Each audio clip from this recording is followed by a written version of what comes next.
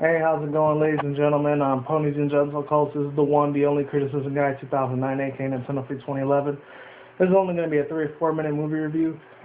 I was going to do this on a Saturday, Sunday, but I was very lazy within the weekdays and weekends because I had a lot of Wingstop lately, and I've been drinking a little too much too. I haven't drank in over 6-8 months. It's been a little while, but not because I'm depressed or anything. I just feel like I had a little stress at work here and there, but you know what? Other than that, I'm still feeling pretty good.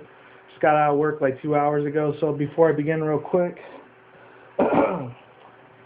this is probably one of the greatest sound systems in the world. Shout out to fucking Sony. Headset is very amazing. I haven't really gotten too much into it on this channel, but definitely buy this shit. It's $20, so it's pretty fucking cheap compared to those $200-300 Beats by Dre kind of headphones, because that shit is way out of my budget and I cannot afford that shit, literally. Other than that, let's begin this real quick movie review, bullet to the head. Shout out to, of course, biggest legendary celebrity in the fucking planet, Sylvester Stallone, for the win. Bitches. I cannot tell you how much this guy back in my childhood days was literally my fucking hero. He was good in Cliffhanger, Rocky, you know, all the other ones that he made back in the days, First Blood, a.k.a. Rambo, you know, Mr. Rocky Balboa, a.k.a. Sylvester Stallone. So bullet to the head, basically.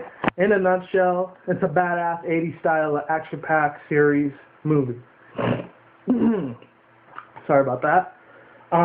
Basically, what it comes down to is he still knows how to kick ass. The only two things that I disliked about this movie is that there was a lot of shakiness to this film, and I didn't like that too much. And there was a lot of cliffhangers that were unsaid.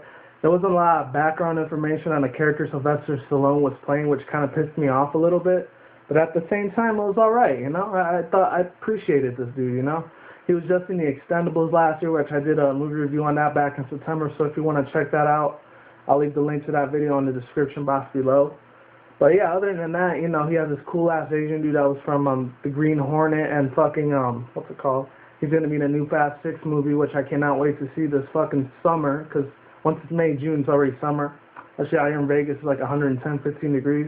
Right now, it's about 35-40 right now, so it's pretty nice. So, other than that, you know, basically, very awesome movie, you know. My best regards to fucking Stallone for getting the guy that made the music for this movie, because there was a lot of gag reels in the movie, because a lot of them, every time he shot one of the enemies, he shot them in the head. Basically, the name bullet to the head. So basically, he killed a lot of them straight to the fucking temple, which is fucking insane, by the way. The Asian dude was pretty funny. Sound King, the same Sound Khan. I never know how to say his name. I'm just gonna call him Sean. This dude was fucking awesome as shit. He played a cop, police underground. Played an undercover cop, literally. And other than that, you know, they just show Sylvester Stallone fighting this one dude at the end. Spoiler alert, he fights with axes with the evil, badass motherfucker that tries to kick him out. And I'm thinking to myself, hey, you know what's pretty decent? Instead of a, you know, typical traditional gunfight, they end up fighting like Vikings. In the words Sylvester Stallone says, what are we, Vikings? Hey, yo, Adrian, you know, that type of shit, you know. Very awesome, legendary actor, you know. This guy's basically an asshole. He ends up getting revenge or whatever. So basically the whole movie is based on Sylvester Stallone getting revenge on this dude that killed his partner, which I forgot his name. I think his name was Richard or something. And then the undercover cop ends up being this temporary partner, and he shoots him at the end, which kind of sucked, because I was thinking to myself, the dude helped him out with all the investigations and he shoots him, you know? That's fucked up. He doesn't kill him because he shoots him like around his arm, so in a way he grazed him a little bit, so it was just a warning shot, because like, and then he ends up having this really hot daughter in the movie. I forgot her name, but I think she's Arab, but she's cute as fuck. She has really nice titties on her. I would definitely hit the fuck out of that.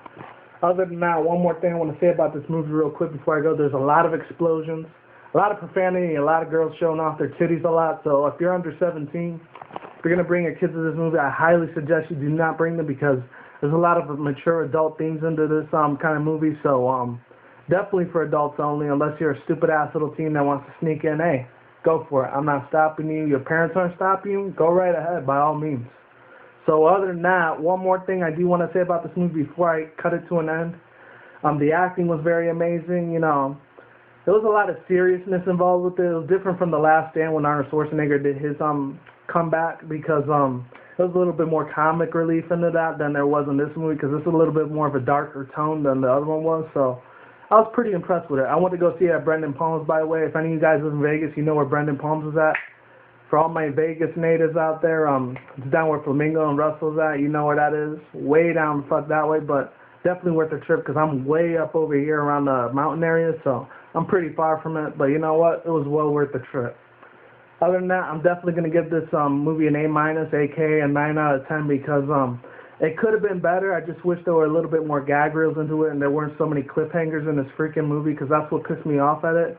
But at the same time, you know, the action was there. The acting was very professional. Sylvester Stallone, even at the age of 65, 67, like he did back in his crime days, he still knows how to haul fucking ass.